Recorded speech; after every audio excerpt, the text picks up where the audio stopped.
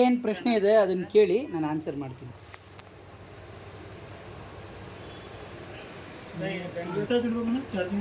ಒಂದು ಸತಿ ನೀವು ಚಾರ್ಜ್ ಮಾಡೋದಕ್ಕೆ ಒಂದು 3.5 ರೂಪಾಯಿ ಖರ್ಚಾಗುತ್ತೆ. ನೀವು ಒಂದು ಸತಿ ಚಾರ್ಜ್ ಫುಲ್ ಆಗಬೇಕು ಅಂದರೆ 2.5 ಅವರ್ ಚಾರ್ಜ್ ಮಾಡಬೇಕು ನಿಮ್ಮ ಬ್ಯಾಟ್ರಿನೇ. ಅದು 30 ಕಿಲೋಮೀಟ್ರ್ ಬರೋ ಬ್ಯಾಟ್ರಿನೇ. 2.5 ಅವರ್ ಚಾರ್ಜ್ ಮಾಡಿದ್ರೆ ನಿಮಗೆ 30 ಕಿಲೋಮೀಟ್ರ್ ಬರುತ್ತೆ ಮೈಲೇಜು. ಹೌದು. ಸರ್ ಅದು 65 ಒಂದು ಕರೆಂಟ್ ವೋಲ್ಟೇಜ್ ಅದು. ಇದು ನೀವು 30,000 ಏನು ತೊಗೋತೀರಾ ಅದಕ್ಕೂ 65 ಇರುತ್ತೆ. ಮತ್ತು ನೀವು 60,000 ಏನು ತೊಗೋತೀರಾ ಅಥವಾ ಮೈಲೇಜ್ ಜಾಸ್ತಿ ಏನು ಕಿಲೋಮೀಟ್ರ್ ತೊಗೋತೀರಾ ಅದಕ್ಕೂ 60 ವೋಲ್ಟೇಜ್ ಇರುತ್ತೆ. ಇದು ನೋಡಿ ಇಲ್ಲಿ 60 ಕಿಲೋಮೀಟ್ರ್ ವೋಲ್ಟೇಜ್ ಬರುತ್ತೆ. ಇಲ್ಲಿ 66 ಅಂದ್ಬಿಟ್ಟು ನೋಡಿ, ಇಲ್ಲಿ 65 ಅಂತ ವೋಲ್ಟೇಜ್ ಬರುತ್ತೆ. ಇಷ್ಟೇ ಇರುತ್ತೆ. ಫುಲ್ ಚಾರ್ಜ್ ಆಗಿದ್ರೆ ನಿಮಗೆ 66 ವೋಲ್ಟೇಜ್ ಬರುತ್ತೆ. ಎಂಡ್ ಆಗೋದಕ್ಕೆ 52 ವೋಲ್ಟೇಜ್ ಬರುತ್ತೆ. ಆಯಿತಾ? ಇಷ್ಟಿರುತ್ತೆ. ಇದೇ ಥರ ಎಲ್ಲ ವರ್ಕ್ ಮಾಡುತ್ತೆ ಗಾಡಿ. ಬ್ಯಾಟ್ರಿ ಬೇರೆ ಬ್ಯಾಟ್ರಿನೂ ನಿಮಗೆ ಅಲ್ಲಿಂದ ಅಲ್ಲಿಗೆ ನಿಮಗೆ ಚಿಕ್ಕ ಬ್ಯಾಟ್ರಿ ಹಾಕಿದ್ರೆ ಕಮ್ಮಿ ಮೈಲೇಜ್ ಬರುತ್ತೆ, ದೊಡ್ಡ ಬ್ಯಾಟ್ರಿ ಹಾಕಿದ್ರೆ ಜಾಸ್ತಿ ಮೈಲೇಜ್ ಬರುತ್ತೆ.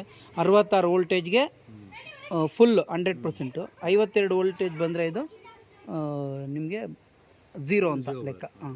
ಮತ್ತು ಲೋಡು ನೀವು ಒಬ್ಬರು ವ್ಯಕ್ತಿ ಹೋಯ್ತಂದರೆ ಲೋಡ್ ಜಾಸ್ತಿ ತೊಗೊಳ್ಳಲ್ಲ. ನಿಮ್ಮನ್ನ ಪುಲ್ ಮಾಡಬೇಕಲ್ಲ, ಎಳಿಬೇಕಲ್ಲ, ನಿಮಗೆ ಲೋಡ್ ಜಾಸ್ತಿ ತೊಗೊಳ್ಳಲ್ಲ. ಅದೇ ಇಬ್ಬರು ವ್ಯಕ್ತಿ ಹೋಯ್ತಂದರೆ ಅಲ್ಲಿ ಲೋಡ್ ಜಾಸ್ತಿ ತೊಗೊಳುತ್ತೆ. ಎಷ್ಟು ಲೋಡ್ ಜಾಸ್ತಿ ತೊಗೊಳುತ್ತೆ ಆ ಲೋಡು ನಿಮಗೆ ಬ್ಯಾಟ್ರಿಯಿಂದನೇ ತೊಗೊಳ್ಳೋದು. ಬ್ಯಾಟ್ರಿ ಕರೆಂಟಿಂದನೇ. ಆವಾಗ ಲೋಡ್ ಕಮ್ಮಿ ಆಗುತ್ತೆ, ನಿಮಗೆ ಮೈಲೇಜ್ ಡ್ರಾಪ್ ಆಗುತ್ತೆ. ನೀವು ಒಬ್ಬರೇ ಹೋಯ್ತು ಅಂದರೆ ಇಷ್ಟು ಮೈಲೇಜ್ ಅಂತ ಹೇಳಿರ್ತೀವಿ ನಾವು. 25 ಲೋಕಲಲ್ಲಿ ಬರುತ್ತೆ, ಹೈವೇ ಟು ಹೈವೇ 30 ಬರುತ್ತೆ. ಅದು ಸ್ಪೀಡು ಇವಾಗ ವರ್ಕ್ ಆಗಲ್ಲ, ಅದು ಲಾಕ್ ಮಾಡಿರ್ತೀವಿ.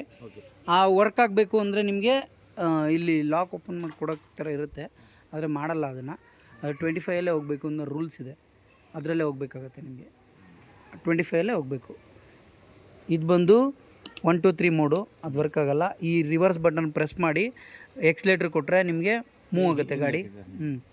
ಆಮೇಲೆ ಇದು ಹೆಡ್ಲೈಟ್ದು ಸ್ವಿಚ್, ಮತ್ತು ಇದು ಡಿಮ್ ಆ್ಯಂಡ್ ಡಿಪ್ಪು, ಇದು ಇಂಡಿಕೇಟ್ರು, ಇದು ಹಾರನ್, ಮತ್ತು ಕ್ರೂಸ್ ಕಂಟ್ರೋಲ್ ಅಂತ ಆಪ್ಷನ್ ಇದೆ ಇದರಲ್ಲಿ.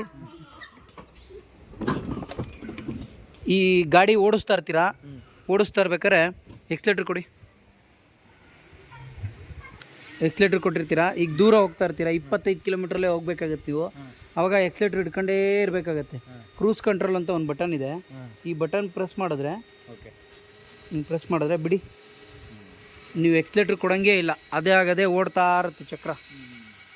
ಒಂದು ಸತಿ ಎಕ್ಸ್ಲೇಟ್ರ್ ಕೊಟ್ಟಿರೋದಷ್ಟೇ, ನೀವು ಹಂಗೆ ಓಡ್ತಾ ಇರುತ್ತೆ. ಮತ್ತೆ ಸ್ಟಾಪ್ ಮಾಡಬೇಕು ಅಂದರೆ ತಿರ್ಗಾ ಒಂದು ಬ್ರೇಕ್ ಬಟನ್ ನೋಡಿದ್ರೆ ಆಫ್ ಆಗುತ್ತೆ, ಸ್ಟಾಪ್ ಆಗುತ್ತೆ. ಕ್ರೂಸ್ ಕಂಟ್ರೋಲ್ ಥರ. ಅದು ಪಿ ಅಂದರೆ ಪಾರ್ಕಿಂಗ್ ಮೋಡ್ ಅಂತ.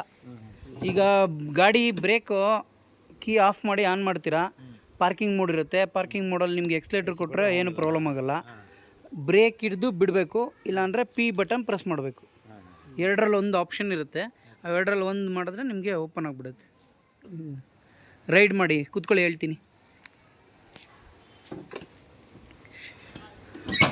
ಈಗ ಗಾಡಿ ಕೀ ಆಫ್ ಮಾಡಿ ಆನ್ ಮಾಡಿ ನೋಡಿ. ಈಗ ಬ್ರೇಕ್ ಬಿಡಿ, ಕೀ ಆಫ್ ಮಾಡಿ ಆನ್ ಮಾಡಿ, ಬ್ರೇಕ್ ಬಿಟ್ಟು ಕೀ ಆಫ್ ಮಾಡಿ ಆನ್ ಮಾಡಿ. ಆಯಿತಾ? ಈಗ ಪಾರ್ಕಿಂಗ್ ಮೋಡಲ್ಲಿದೆ, ಗಾಡಿ ರನ್ ಆಗಲ್ಲ. ನೀವು ಬ್ರೇಕ್ ಹಿಡಿದು ಮೂವ್ ಮಾಡಬೇಕು.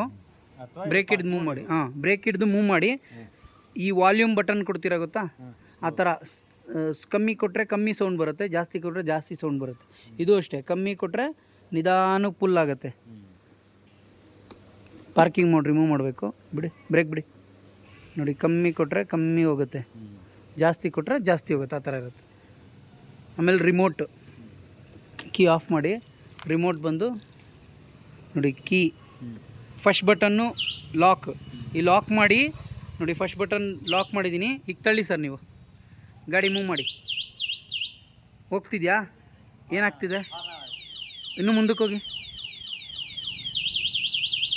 ಏನಾಗುತ್ತೆ? ತಳ್ಳಿ. ಆಗಲ್ಲ, ತಳ್ಳೋಕ್ಕಾಗಲ್ಲ. ಇದು ಸೇಫ್ಟಿ ಪರ್ಪಸ್ಸು. ಗಾಡಿ ನಂಬರ್ ಪ್ಲೇಟ್ ಇಲ್ಲ, ಯಾರು ಎತ್ಕೊಂಡು ಹೋಗ್ಬಿಡ್ತಾರೆ ಅಂತ ಇರುತ್ತಲ್ಲ, ಅದಕ್ಕೆ ಇದು ಸೇಫ್ಟಿಗೋಸ್ಕರ ಇದು. ಆಮೇಲೆ ಯಾರು ಮುಟ್ಟೋಕ್ಕಾಗಲ್ಲ, ಹಂಗೆ ಸೈಲೆಂಟಾಗಿ ನೀವು ಸೈಡ್ಗೆ ಹಾಕಿದ್ರೆ ಸ್ಟಾಪ್ ಆಗುತ್ತೆ. ಆಮೇಲೆ ಇದು ಅನ್ಲಾಕ್ ಬಟನ್. ಈ ಬಟನ್ ಅನ್ಲಾಕ್ ಬಟನ್.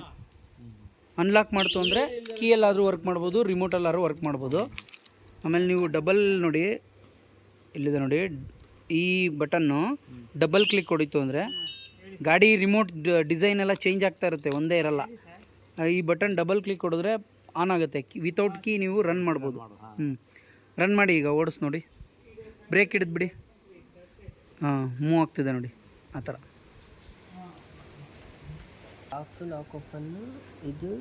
ಇದು ಡಬಲ್ ಕ್ಲಿಕ್ ಸ್ಟಾರ್ಟ್ ನೋಡಿ. ನೀವು ಹೋಗ್ತಾ ಇರ್ತೀರ, ಕೀ ಏನು ರಿಮೋಟ್ ಏನು ಜೊತೆಲಿರ್ಬೇಕಂತೇನಿಲ್ಲ. ಆನ್ ಮಾಡ್ಕೊಂಡ್ರೆ ಬರೋವರೆಗೂ ಹಂಗೆ ಇರುತ್ತೆ. ನೀವು ಕೀಯಲ್ಲಿ ವರ್ಕ್ ಮಾಡಿಲ್ಲ ಅಂದರೆ ರಿಮೋಟಲ್ಲಿ ವರ್ಕ್ ಮಾಡ್ಕೋಬೋದು. ಮತ್ತು ಕೀಯಲ್ಲಿ ಆಫ್ ಮಾಡಿದ್ರೆ ಅನ್ಲಾಕ್ ಮಾಡಿ ಆಫ್ ಮಾಡಬೇಕು. ನೀವೇನಾದರೂ ನೀವು ಲಾಕ್ ಇರುತ್ತೆ ಇಲ್ಲಿ, ಲಾಕ್ ಬಟನ್ನು, ಆ ಲಾಕ್ ಬಟನ್ ಏನಾರು ಒತ್ತಿದ್ರೆ ನೀವು ಕೀ ರಿಮೋಟಲ್ಲೇ ವರ್ಕ್ ಮಾಡಬೇಕು. ಫಸ್ಟು ಅನ್ಲಾಕ್ ಮಾಡಿನೇ ಕೀ ಯೂಸ್ ಮಾಡಬೇಕಾಗತ್ತೆ.